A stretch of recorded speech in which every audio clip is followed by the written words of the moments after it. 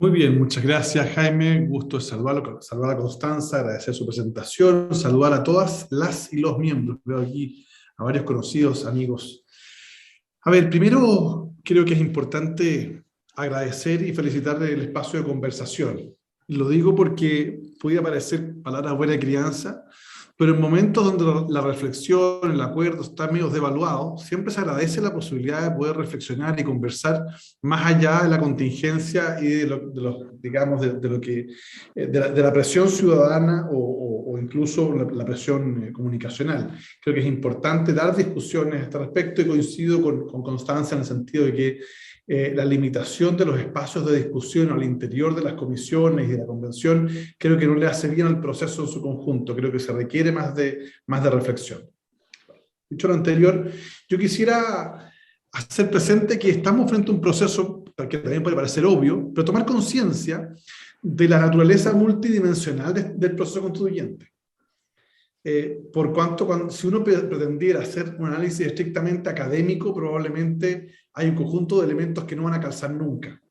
No obstante lo anterior, hay que entender que esta multidimensionalidad tiene que ver con elementos sociales, elementos políticos, elementos institucionales y elementos culturales.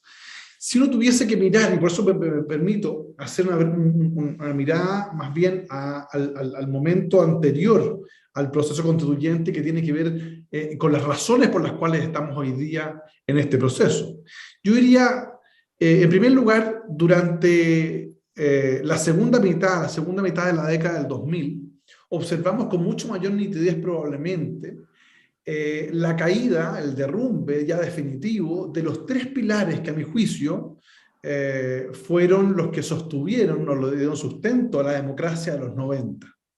La iglesia, el mercado y la política. Por diversas consideraciones, esas tres estamentos permitieron la transición de los 90 y la consolidación de la democracia. Es sabido el problema de los abusos en la iglesia, es conocido también los problemas de escándalos en la actividad política y también, por cierto, las colusiones en el mercado. Entonces se fue generando que estos tres elementos, que en sus diferentes y con sus diferentes grados de influencia tuvieron en la consolidación de la democracia, se caen probablemente, se comienzan a caer de a poco, pero ya en la segunda mitad de la década del 2000 ya con mayor nitidez, y deja, digamos, más bien a la sociedad al descampado, buscando más bien cuáles van a ser los pilares de la nueva democracia. Pensemos que entonces dentro de lo que empieza a observar la ciudadanía, a mi juicio, está por un lado el hecho de buscar refugio más bien en defensores, en protectores, y busca espacios de protección, no siempre los encuentra, pero busca ya el político, ya no es el político reflexivo, no es el político necesariamente que tiene una visión de sociedad, sino que más bien es el que ofrece protección, ofrece solución al problema concreto, y eso va devaluando la calidad de la discusión y pone los incentivos perversos al declarar como buen político al que es capaz de resolver los problemas que probablemente debe resolver el gobierno, el alcalde, quien sea. Entonces, el debate en el Parlamento comienza a decaer en calidad y probablemente los incentivos están por ese lado, ¿no? La Constitución del 80 impone una visión, qué duda cabe. Esa visión que impone la Constitución del 80 redujo o fue reduciendo cada vez con mayor nitidez la relevancia de la política en los cambios sociales e institucionales que debieran haber acompañado la evolución económica, social y cultural de la sociedad. Yo soy de aquellos impopulares que defiende y defenderé siempre que el éxito de los gobiernos de la concertación no es casualidad que se haya gobernado el 10% de la historia republicana en paz, tranquilidad y con indicadores de crecimiento que no se han vuelto a repetir, y es muy difícil que lo veamos por la próxima década. En consecuencia, lo que sí debemos asumir, que así como logramos crecimiento, estabilidad, desarrollo, mejoramiento ostensible de las condiciones sociales de la sociedad, no fuimos capaces probablemente en la última etapa de nuestros gobiernos en actualizar las políticas públicas a la nueva realidad que ya habíamos construido.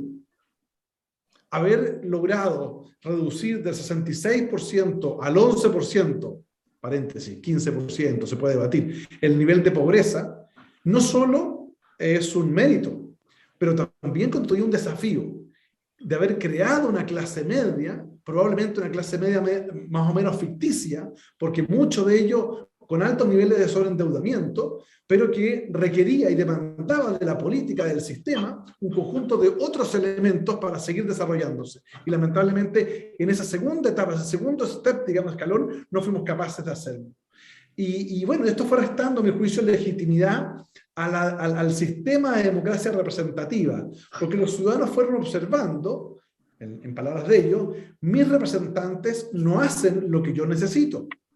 Y los representantes no podían hacerlo porque nuestra constitución o la constitución del 80 tenía un conjunto de trampas constitucionales que probablemente en el inicio del desarrollo democrático fueron adecuadas para mantener cierta estabilidad y evitar, digamos, los maximalismos, pero que dada ya la evolución y la supuesta madurez democrática, ya requerían ir en retirada. Y me refiero principalmente, por ejemplo, a un sistema electoral que evidentemente subsidiaba a las minorías. Y creaba la posibilidad, además, concordado con los quórum supermayoritarios para temas relevantes, en la práctica un veto. Entonces, cuando a mí me hablan que hoy día la crisis política es porque el presidente tiene minoría en el Parlamento, yo digo, cuidado, la concertación gobernó con minoría en el Parlamento. No olvidemos que había senadores designados hasta bien adentrada la democracia, y adicionalmente y después nunca tuvimos las mayorías suficientes para hacer los cambios que aquellos 2/3 demandaban. Entonces también hay un problema de habilidad política, no obstante que la realidad, y coincido con Constanza, también es distinta, toda vez que la modificación del sistema electoral significó una atomización desde el punto de vista de los diferentes partidos políticos, sumado a ello, como lo veremos más adelante, la crisis de caudillismo en los respectivos partidos políticos que generó finalmente que este presidente, probablemente, y ya la presidenta en su segundo mandato y el presidente Piñera en su segundo mandato, haya tenido que ir más bien mendigando parlamentario por parlamentario, toda vez que al modificarse el sistema electoral y no modificarse el régimen de partidos, se transformó a cada parlamentario en una fuerza en sí misma, y en consecuencia se requiere de mucho más habilidad y por lo tanto mucho más esfuerzo y más destreza, que en este caso, sumado a la crisis que le ha tocado llevar adelante, no ha podido realizarlo y ha quedado de manifiesto. Esos elementos que yo creo que fueron generando o restando legitimidad ya no fueron advertidos. No fueron advertidos de manera sistemática. Recordemos la baja participación electoral, los indicadores de baja participación electoral. Y recordemos, y aquí Ernesto me puede corregir, pero ya en el gobierno del presidente Lagos se evaluaba la volatilidad del voto.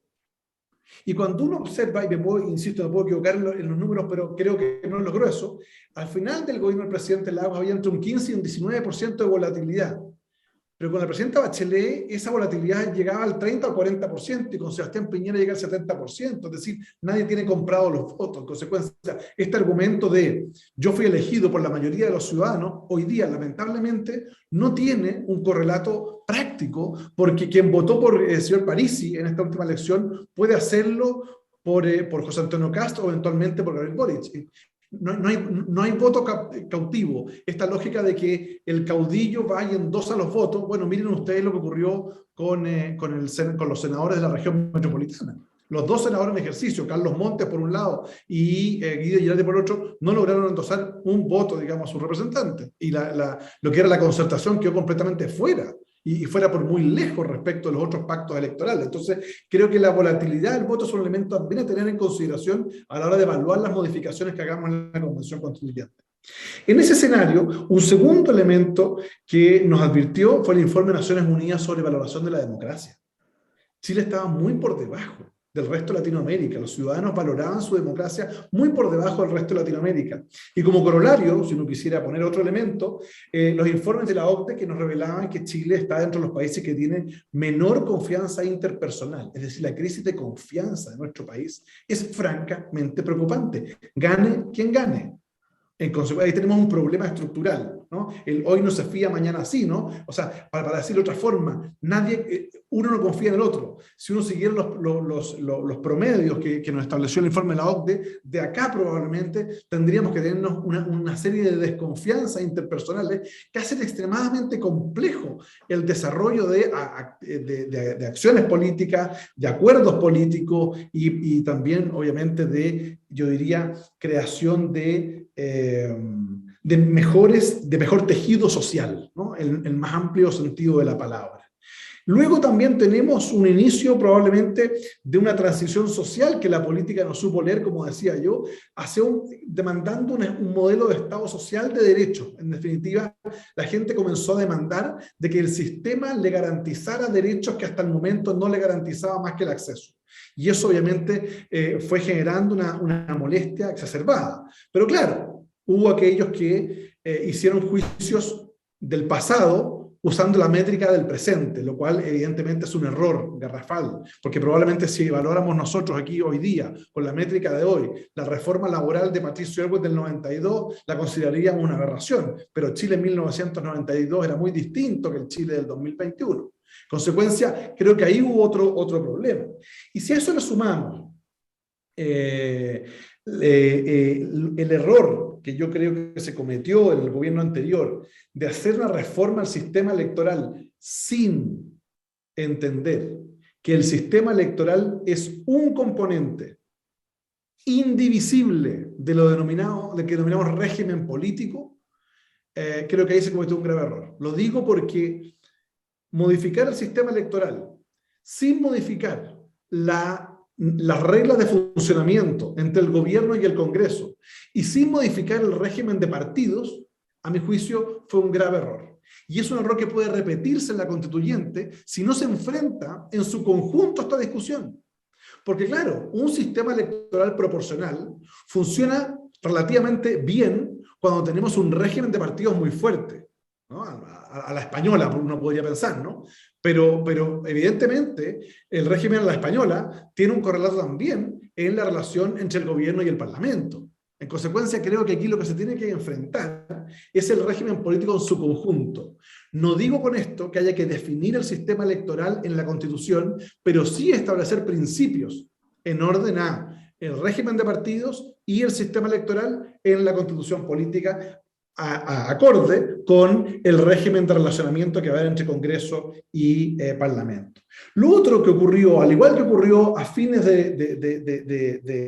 del siglo pasado, la crisis, la Constitución, el chasis que tenía la Constitución no fue el adecuado, por el paso del tiempo probablemente, para resolver las naturales y crecientes conflictos interinstitucionales. Y veamos el último tiempo. Veamos en el último tiempo cómo crecieron los conflictos entre la Contraloría General de la República y el Tribunal Constitucional, o entre el Tribunal Constitucional y el Congreso, o entre el Tribunal Constitucional y la Corte Suprema, o entre el Congreso y el Gobierno. Entonces, fueron creándose problemas de relacionamiento institucional. Y esto uno podrá decir, ¿es todo culpa del texto constitucional? Probablemente no. Pero también debemos entender que no se le puede exigir un texto que después de 39 años, que fue diseñado para una sociedad completamente distinta, tenga la eficacia que se requiere, digamos, para enfrentar estas evoluciones. En esto, en paralelo a este problema de representatividad política, a este problema de crisis de relacionamiento institucional, estas crisis institucionales se van traduciendo en lo que yo he denominado las tomas crecientes de poder. Entonces la Corte Suprema comenzó a crear derecho. Entonces cuando uno ve la tercera sala, da lo mismo lo que diga la ley, da lo mismo lo que diga la autoridad, se crea derecho. Uno empieza a observar que el Tribunal Constitucional incluso se arroga potestades de enmendar por acción el sentido y alcance de las normas aprobadas en el Parlamento. El famoso caso de la interrupción del embarazo, 3 causales. Y el Congreso se toma, a mi juicio, de manera completamente inadecuada, potestades que la propia Constitución reservan al Ejecutivo, al presidente de la República. Entonces, estas tomas de poder generan un ambiente de desgobierno que solo es posible de controlar si las instituciones, los líderes institucionales tuviesen la estatura suficiente para poder controlar sus respectivas instituciones y entender que el país funciona como sistema, como un órgano, como un todo, como un organismo. Pero cuando en un organismo, un órgano funciona de manera diferenciada o se arroga la función de otro, hay una crisis del organismo. En este caso creo que es lo que estamos viviendo. A eso hay que sumar la famosa crisis de liderazgo. Yo recuerdo una famosa frase de un político español, Javier Solana, quien definía la política y decía: la política no es solo gestión, no es solo administración, no es solo cuantitativo, la política es liderazgo, la política es pedagogía, la política implica tener una visión de futuro. Y acto seguido, acotaba Solana, pero para poder mostrar una visión de futuro a la sociedad, hay que tener una visión de futuro. Cierro la cita a Javier Solana. Y yo me pregunto, ¿cuántos líderes políticos hoy día enarbolan una visión de futuro? ¿Y cuántos han optado más bien por construir una visión de futuro en orden a lo que le dicen las encuestas, las redes sociales o, comillas, la calle? Eso no es liderazgo. Eso no es liderazgo político. Entonces, también se echa de menos esto. Entonces, hemos pasado del liderazgo a caudillos populares, ¿no? Y hemos pasado además a la cooptación de la política de parte de las redes sociales y, por cierto, de una especie como de generación donde la calle y las redes sociales son los que guían el actuar de la política. En ese escenario nos estamos viviendo hoy día. Entonces, el proceso constituyente que voy terminando se desarrolla en ese contexto. Dicho lo anterior, entonces, uno tiene que observar, y aquí voy ya que voy terminando, a la pregunta inicial: ¿cómo se evalúa estos primeros 4 meses? Y yo quisiera manifestar primero que si me preguntaran hoy la evaluación, yo creo que la convención ha ido de menos a más. Y ha ido de menos a más porque hemos pasado una primera etapa que es la etapa más catártica, donde uno pudo observar la expresión de los sufrimientos, las rabias, los resentimientos, las frustraciones de muchos y muchas. Y eso probablemente se instaló en un inicio, y todavía siguen algunos, digamos. Pero como proceso, yo diría, la catarsis colectiva, el desahogo en términos globales ya se produjo. Y probablemente los hechos ocurridos con el caso de Rojas Vade, digamos, las advertencias al proceso por el exceso de maximalismo y la votación, y la última votación, probablemente generan un cuadro distinto, donde aquellos maximalistas entienden que la ciudadanía le dijo claramente que sí quiere cambios, y que está por los cambios estructurales probablemente, pero que esos cambios tienen que hacerse de manera pacífica. Y por tanto, no es casualidad la concertacionización, digamos, de un sector que no lo era, o el reconocimiento, después de casi 10 años de ninguneo, para decirlo de manera elegante, digamos, de la obra de la coalición, y también, ¿por qué no decirlo? Hemos iniciado conversaciones a partir de la semana recién pasada en orden a iniciar un proceso de acuerdos amplios para llevar adelante un texto que tenga evidentemente cambios, pero que también se haga cargo de que no es una refundación de la República, para decirlo de manera casi caricaturesca, digamos, a través del cambio de nuestros símbolos patrios, sino que tiene que ver más bien con definir cuál va a ser el rol del Estado en la economía, cuáles van a ser las relaciones de poder, cómo se va a distribuir, digamos, cuáles van a ser los derechos que vamos a tener, cuál es el alcance de esos derechos y cuál va a ser la justiciabilidad de los mismos. ¿Y a quién se la vamos a encargar? Porque podríamos caer en el exceso, digamos, de crear una especie de gobierno de jueces, digamos, y todo va a ser amparado por acciones judiciales. En consecuencia, creo que se ha iniciado un proceso más de contenido que de emoción. Ahora está por verse si quienes ostentan hoy día las mayorías en la convención son capaces de entender el mensaje que se ha dado y logramos tener un texto, porque yo no veo, dada la nueva composición del Congreso, un ánimo refundacional, ni menos aún de ampliar los periodos, ni tampoco de plebiscitos dirimentes, ni de sistemas de democracia directa, digamos, que algunos estaban enarbolados.